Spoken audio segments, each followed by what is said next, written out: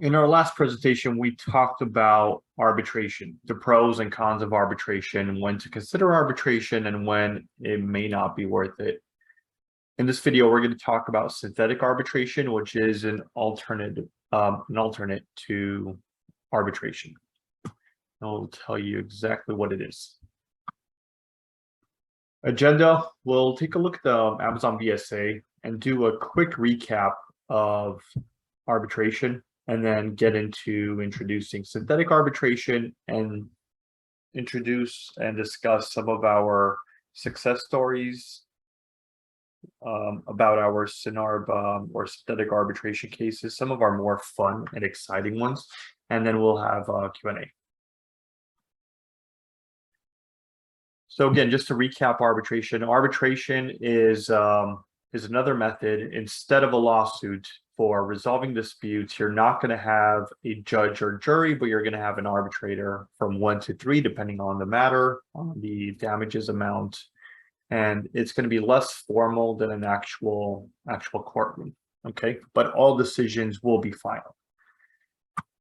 So with Amazon's BSA or Business Solutions Agreement requires that you take Amazon to arbitration. You can't take Amazon to court or sue them. That's paragraph 18 of the BSA. And again, you can't sue Amazon as a seller. You have to take them to arbitration. We had this timeline, this roadmap in our previous video, and I just wanted to share it again. So this is all the steps in arbitration. If you decide to take Amazon to arbitration, you would have to file and initiate the arbitration, file them with documents, provide Amazon attorneys with certain documents, and your attorneys and Amazon's attorneys would select the arbitrator, have the preliminary hearing, go through discovery, have the evidentiary hearing, and finally, any post-hearing documents that the arbitrator demands, and finally get the award. The entire process itself, if it goes all the way, meaning you guys don't settle early on, if there is no offer from Amazon to settle early, could take about a year, sometimes over a year. This timeline was provided by the AAA, the American Arbitration Association, but what we're seeing is sometimes it could take a lot longer than 288 days.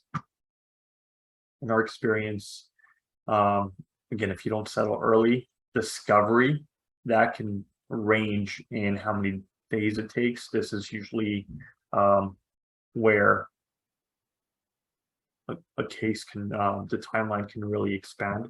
But the cases that we've worked on that have gone all the way to an actual hearing have been, all of them have been over 365 days, so over a year.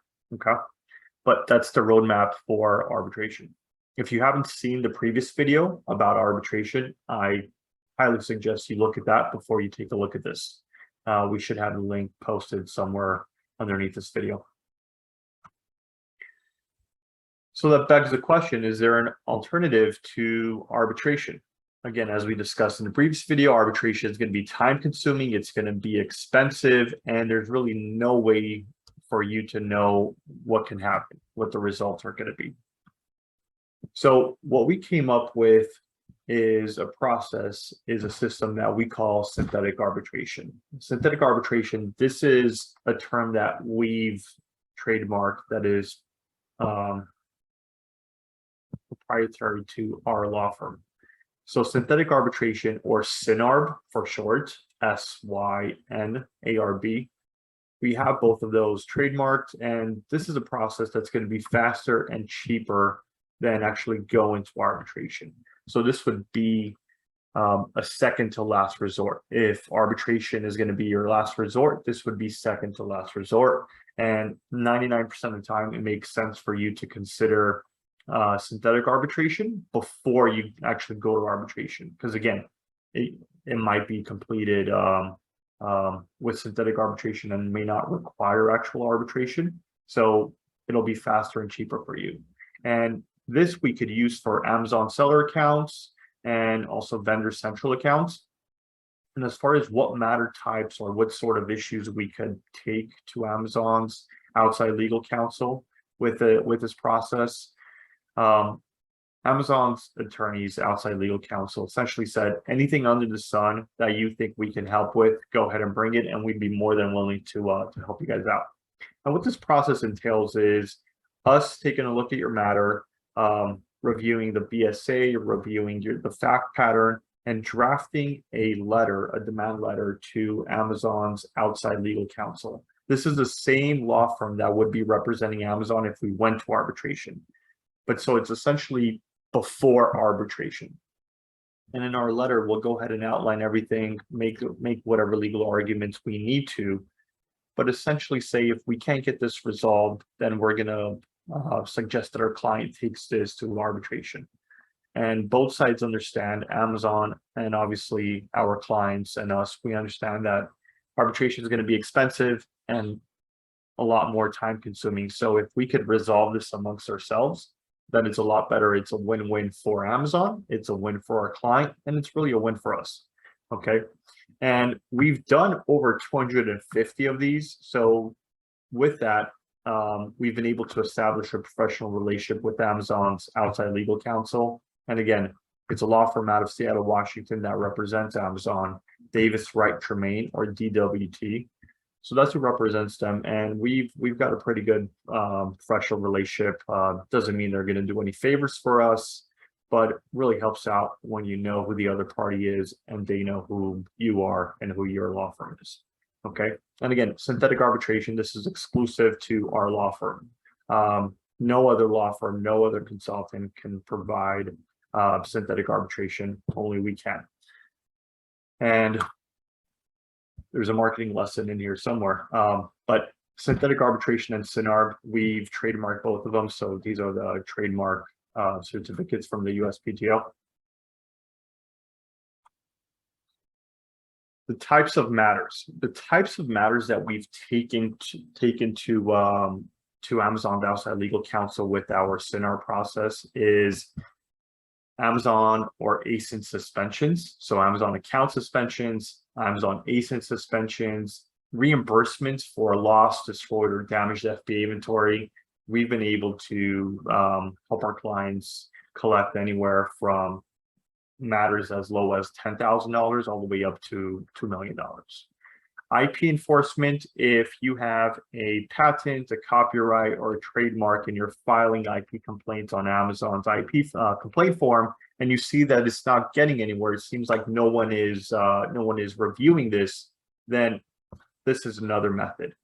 Synthetic arbitration for us to take this matter to an actual real human being, an attorney, and say, here are the facts, here's what's going on. These competitors are infringing on our client's IP. So we demand that you go ahead and enforce it.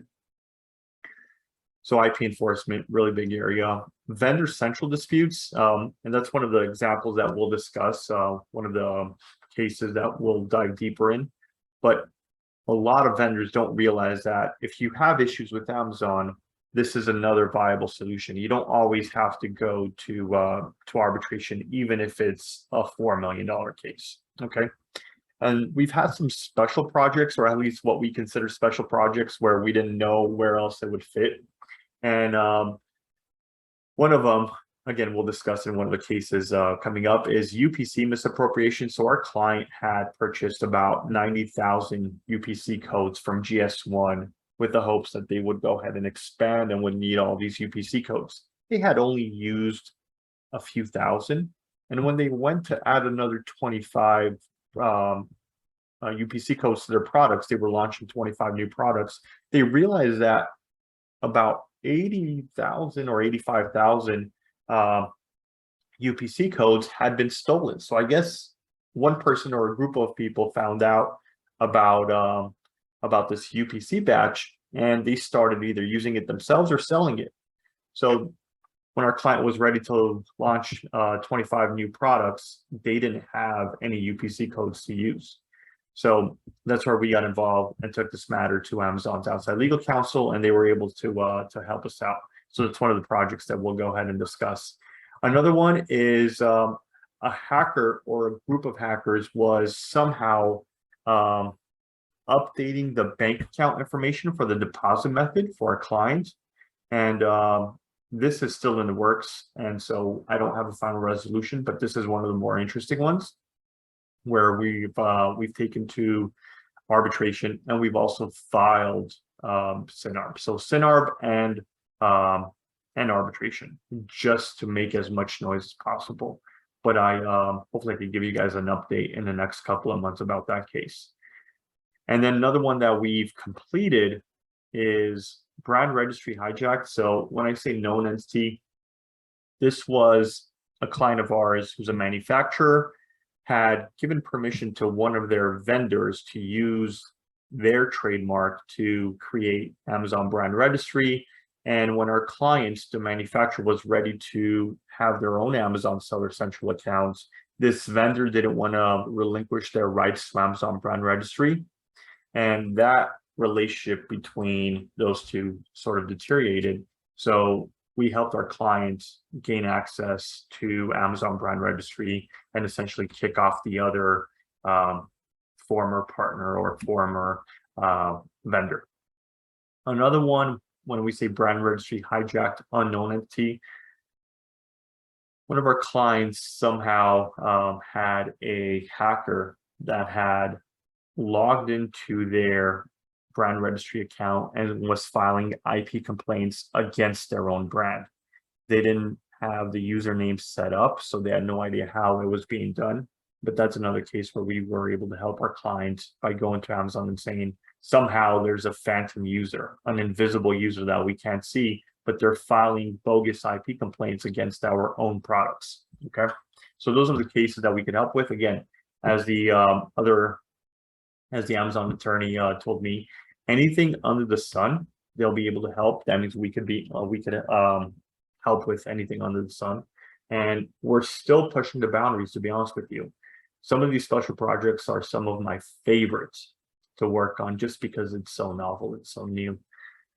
So those are the types of matters that we could help with or have helped with. Some success stories. So this is your typical run-of-the-mill Amazon account suspension. And this was a client, those are actually his exact words that he sent over to us. So gets the Amazon account suspended and Amazon stops responding. And the violations were Section 3 violations, so suspended for Section 3. And then Amazon was alleging that our client wasn't shipping out orders or was late in shipping out the sellers. So part of the suspension of the account, they also had about $60,000 that they were withholding. So again, going through our SynArb process, the end result was successful. Our client was able to get their account back and get the disbursement back to their account. And this is a letter, or the email, I should say, that that their attorney sent to us. As you can imagine, there's a lot of back and forth. So this was sort of the most relevant one that just captures the resolution. I've gone out, I've blocked out or redacted most of the contact information. While I don't mind you guys knowing who the law firm is, I don't feel comfortable, and I don't think it would be professionally appropriate for me to share the attorney's information. But that's the email, and they wrote, "Hi Mario, I hope all is well with you. Amazon concluded the investigation and reinstated your client's account. They have full access to their Seller Central account now and will receive their funds with the next regularly scheduled bi-weekly disbursement cycle. We trust this resolves this matter." What we've seen is when we first started with synthetic arbitration, the law firm would send us formal letters on their letterhead and all that. And as we started doing more of these, we noticed that it just boiled down to just emails. Now it's very, very infrequent that we'll actually get a letter. And that's probably Amazon telling their attorneys at DWT to cut down on expenses. So what's one way to cut down on expenses and become more efficient is just send a quick email instead of drafting a lengthy letter on a formal letterhead. So this was one of the cases. The second one was a vendor central account, and our client, large seller, and they had issues with Amazon double charging them for marketing co-op fees. And this was about $4 million. It was actually over $4 million. And client came to us and wanted to go to arbitration. And we said, before we go to arbitration and spend all this time and money, why don't we try this?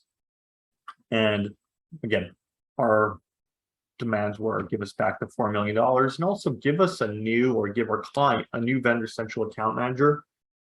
The rep they had before, the account manager they had before, was very unresponsive and not very competent. So that's one of the things that we had in our demands, and we were able to get both. So in a matter of, I think this probably took somewhere between 4 to 6 months. That's usually how long these matters take, is 4 to 6 months, compared to arbitration taken over a year. So within 4 to 6 months, again, this is letter. I've redacted most of the dispute numbers, and then any other information that mentions the client's name. But they went ahead, investigated, and paid out about a little over $4 million, and then they're going to investigate another 189. So this was a letter, or part of a letter that I took a screenshot, and we started this, I think, in probably August maybe, and in September they were able to give us some of the money back, or give our client part of the payment. And then I can't remember how long it took for them to give out the rest of it, but again, over $4 million. So all of the SynArb matters that we do are flat fees. We don't take a percentage, it's all flat fees. And I can tell you the client probably paid 1% of what he got. So all of the pricing has been set up where it makes sense, where you guys are seeing a huge benefit. That's another reason why I love synthetic arbitration. Another interesting case. So we had a client come to us where they believe the competitor had left a defamatory statement, product review. And most of the facts I've changed around just because of attorney-client confidentiality. But essentially what the competitor, or what we believe was a competitor, what they wrote was, this product is not organic, I got hospitalized, or I got sick, it almost killed me, whatever it was, right, because of this product. So what we wanted to do was go to Amazon and say, this is completely defamatory, right? And here are certificates that our client's product is organic. So what this client, or what this competitor is saying, what this reviewer is saying, is completely bogus and not true. And again, we were able to get that review, that 1-star review, removed. And here's the letter that we received from their attorneys at Davis Wright Tremaine. So good morning, Rochelle, one of our paralegals. Thank you and your client for your patience in investigating this one. I heard back from Amazon late last night. They have agreed to remove the subject review from user. I've redacted the username. That's not important. The removal occurred overnight, but the detailed page may take another day or so to update. Please let me know if your client still sees it on Monday. Thanks again. Signed by Amazon's outside attorney. So again, some very interesting cases that we get to really work on, and these are cases that I don't think anyone else is willing to take on, or at least doesn't have a solution, a great solution for. So again, this is what we're proud of. These are the cases we love working on, are these unique cases that everyone else will say no to, and our clients have tried everything that they believe is possible, and finally they'll come to us and either know about synthetic arbitration, or say, we want arbitration, we want to go to arbitration, we want to spend $60,000 to $80,000 on going to arbitration, we want to spend the next year of our lives in arbitration against Amazon. And that's why we say, you know what, we may have another option. Let's talk about synthetic arbitration. So this is the case that I discussed earlier on in the presentation. It's the UPC codes being stolen by a bad actor, and So again, our client was trying to launch 25 new products, and they realized that about 85 or so thousand of their UPC codes had been stolen, had been hijacked, and were being used on other Amazon seller accounts. This was a huge issue because the, let's just say 90,000 UPC codes were spread across several marketplaces, which means countries and several sellers. So we had US, we had Canada, we had Mexico, we had parts of Europe, we had the UK, we had Japan, we had, I think, even like Australia, and different sellers, right? And this one was taking a little bit too long for our clients. Again, most of them take 4 to 6 months, but 4 to 6 months was even too long for our client. And in the middle of it, we just went to Amazon, the attorney assigned at DWT, Amazon's attorney, outside attorney, and we said, can you at least clear 25 of the UPC code so we could provide this 25 to our client and they could launch their products, because their products are just sitting at their warehouse. Once we clear those 25, or once you guys clear that 25 UPC codes, then you guys could continue working on the rest of them. But let's at least clear 25. And fortunately, about a week later, they came back and said, you know what, we're done with all of them. We had the team at Amazon expedite this, and we were able to get all of them done.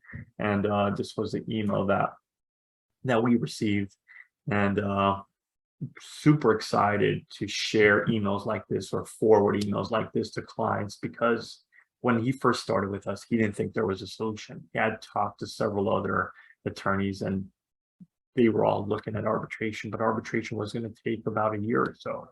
And so this was very exciting to share with him. And what a great feeling to be able to help clients like this, where they feel like there's nothing else they could do. So this is from Amazon's outside legal counsel. Hi, Mario. Thank you so much for your patience. I heard back and Amazon confirmed that all of the UPCs were cleared. Altogether, 90,675 ASINs were affected, and all the listings that use your client's UPCs were deleted. They double-checked the sample pool of ASINs, and your client should be able to use the UPCs. Should any issue arise, feel free to contact me. Signed by Amazon's outside legal counsel. So again, just a great feeling. And before synthetic arbitration, there really wasn't a way for Amazon sellers to really have the third option. It was really two options. Really, it was deal with Amazon internal teams, which I think all Amazon sellers now know it's sometimes it's usually very difficult to deal with them because they're unresponsive and maybe they're not very well trained. And so the other option is go to arbitration. Go hire an attorney, go spend $60,000 to $80,000, go spend a year of your life involved in arbitration, which is just like litigation, right? It's the same stress on clients. So it's like these two extremes. And so what we did is we created this middle option, right? And that's what synthetic arbitration is. And that's why I'm such a huge fan of it. For those of you that know me, know that I don't like to brag, but this is something that truly has helped so many sellers. And that's why I'm just very passionate about it. We're constantly looking to sort of create new ways of helping Amazon sellers. And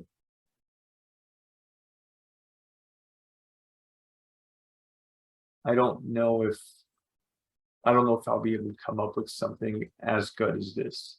I've blocked off a week. What I started to do is once a quarter, I'll try to block off an entire week and have creative time. And SynArb, or synthetic arbitration, was the child of that, right? Of that creative week, where I just take a week, no interruptions, no one on my team contacts me unless the building is burning down.